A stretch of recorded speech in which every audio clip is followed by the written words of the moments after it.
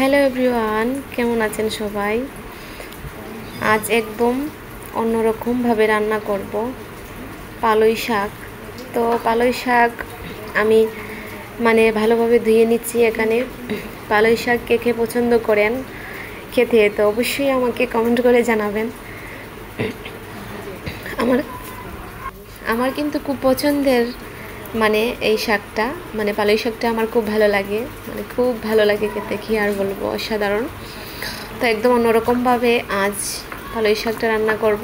তো ভালোভাবে আমি ধুয়ে নিচ্ছি, কারণ অনেক সময় ধুলোবালি লেগে থাকে, তাই আমি ভালোভাবে ধুয়ে নিলাম। ধুয়ে ভালোভাবে কেটেও নিয়ে নেব।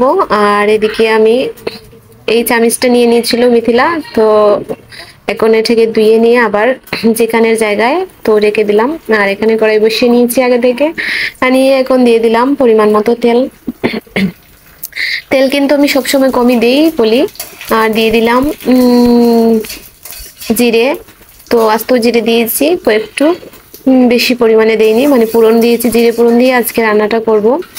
আর জিরে ফোড়ন দিয়ে রান্নাটা করলে অসাধারণ লাগে খেতে। তো একটু অন্যরকম ভাবে আজ রান্নাটা করছি পালই শাকটা। আর এদিকে দিয়ে দিলাম পালই শাক। আর পালই শাক দিয়ে একটু নাড়াচাড়া করে নিচ্ছি, একটু ভেজে নেব। পালই শাকটা কিন্তু ভেজে ভেজে রান্নাটা করতে হয়, আর এটাতে আর একটু পরিমাণে বেশি তেল দিলে ভালো হয়। আর এখন দিয়ে দিলাম আধা চামচের মতো হলুদ গুঁড়ো, আর আধা চামচের মতো লবণ। লবণটা পরিমাণ মতো দিতে হবে, পরিমাণ বুঝে। আর একটু নাড়াচাড়া করে নিচ্ছি। হলুদ না দিলেও চলে, কিন্তু শাকে নাকি দিতে হয়, তো এর জন্য একটু দিয়ে দিলাম।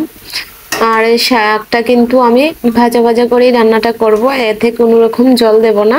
আর এই যে দেখুন, আমার কিন্তু হয়ে গিয়েছে, পালই শাকটা কিন্তু রান্নাটা এই যে একদম সেদ্ধ হয়ে গিয়েছে। পালই শাক রান্নাটা কিন্তু ঝটপট হয়ে যায়, অসাধারণ খেতে লাগে, আর খুব তাড়াতাড়ি হয়ে যায়। আর এখানে দিয়ে দিলাম কুচি কুচি করে কেটে রেখেছিলাম আলুগুলো আমি আগে থেকেই ভেজে রেখেছিলাম, আর কুচি করা ভেজে রাখা আলু দিয়ে দিলাম। তো রান্নাটা আলু দিয়ে রান্না করলে খুবই ভালো লাগে খেতে, অসাধারণ, কি বলবো। তো দিয়ে আলু দিয়ে তো আবার একটু নাড়াচাড়া করে নিচ্ছি, আবার একটু ভেজে নেব ভালোভাবে। কিন্তু এটা ভাজার মধ্যেই কিন্তু রান্নাটা হয়ে যাবে। তারপর দিয়ে দিলাম দারচিনি ছোট পিস এক টুকরো, আর দিয়ে দিচ্ছি একটার মতো এলাচ। এটা দিলে এটার স্বাদটা কিন্তু আরো বাড়িয়ে দেয়। তো আজ এই দারচিনি এলাচ দিয়ে দিলাম। তারপর দিয়ে দিলাম আমি দুটো কাঁচা লঙ্কা চিড়ে দিয়েছি, বেশি দিলে জাল হয়ে যাবে। তো মন্দিরা মিথিলাও খেতে পারবে না, তাই কম দিয়েছি, আপনারা চাইলে বেশি করেও দিয়ে দিতে পারেন। এটা কিন্তু ডাকনা দিয়ে রান্না না করলেই ভালো হয়, কারণ ডাকনা দিয়ে রান্না করলে একদম ইয়ে হয়ে যায়। আর এই যে দেখুন, অসাধারণ হয়ে গেছে, আমার কিন্তু প্রায় হয়ে গিয়েছে রান্নাটা। এটা দিয়ে কিন্তু রান্নাটা দিয়ে কিন্তু খাওয়া যায় ভাত। আর এই যে দেখুন, অসাধারণ লুক। তো আজ শাক রান্না করেছি, আজকে শাক দিয়েই খাবো। তো আমার ভালো লাগে পালই শাক। আর রান্না করে নিয়েছিলাম, আগে থেকে রান্না করে রেখেছিলাম শিং মাছ দিয়ে আলু দিয়ে ঝুল। আজকে রান্না বান্না দুপুরের খাবার এগুলো দিয়ে খাবো। আর করেছি শীতল দিয়ে শুটকি চাটনি। তো কেমন লাগলো আমার ভিডিওটা অবশ্যই